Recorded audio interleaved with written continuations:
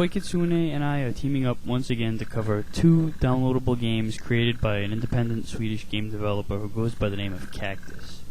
I'll be covering Mondo Medicals while Koi takes on the sequel, Mondo Agency. Both games can be downloaded in the description. Mondo Medicals is pretty much a bizarre, dark, eerie as all hell brain-teaser first-person puzzle game. You play the role of a person who's being used to conduct research for a cure for cancer. The guy in charge of this research greets you at the opening, informing you that before the research can begin, you'll have to go through a series of disorientation tests. These 8 tests are what make up the levels in Mondo Medicals. You're sent into a gray walled environment decked out in what seems to be a protective suit, kinda what the scientists wore in E.T. The controls are basic. The arrow keys move you around and Z interacts with objects. You're given a description of each test before you take it. The first one says, follow the arrow points. So you'll see these arrows on the floor, and naturally you'll want to follow them. Pretty simple puzzle, huh? But it doesn't lead you anywhere. You'll just keep walking and walking and walking and walking and walking and walking and nothing. You're just going around in circles. But if you decide to throw the rulebook out the window and follow the arrows backwards, it'll lead you to the exit. This is just a basic example of the illogical puzzles that encompass this game. The idea is to make you think outside the box and go against what your natural instincts might tell you.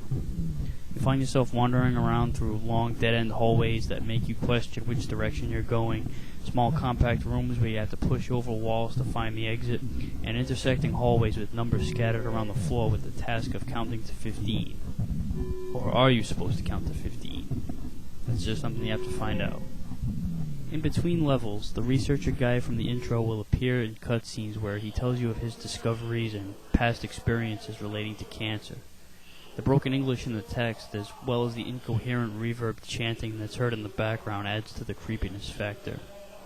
Speaking of creepy sounds, there's no music in the game, but you will hear the sound of your own breath condensed inside the mask of your suit, and it has kind of a distorted overlay on top of it.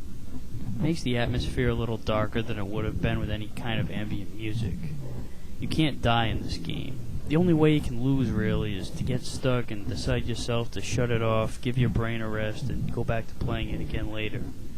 I'm not going to provide a walkthrough or spoil any of the other solutions, because once you know how to get through it, you'll blow right through it and you won't get the full experience.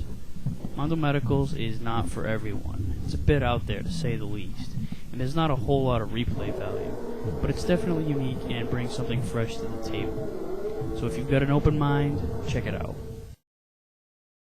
Hello, Koi Kitsune here, reviewing the sequel to Mondo Medicals made with Game Maker by Cactus. You can find both these games in the description box, both posted at yoyogames.com. Now to start, the sequel to Mondo Medicals is Mondo Agency.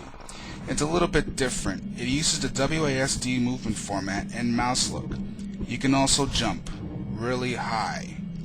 Also, at one point you are given a weapon.